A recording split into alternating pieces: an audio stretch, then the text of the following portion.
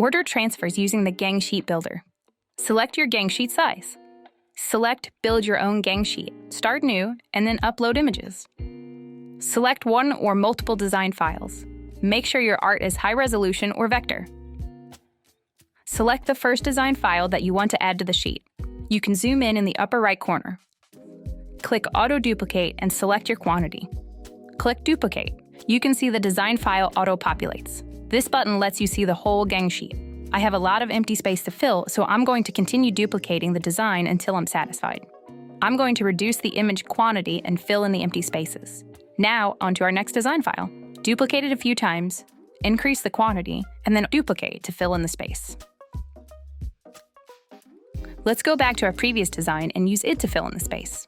I'm setting it to 5 across and duplicating it. Now all of our space has been utilized. Click Save and Add to Cart. And then name it for future use, and then after inspecting your artwork, check the Print Ready box. Add to cart and exit or create a new design. Let's check out Pro Direct Film Transfers from Ryonet and Ninja Transfers.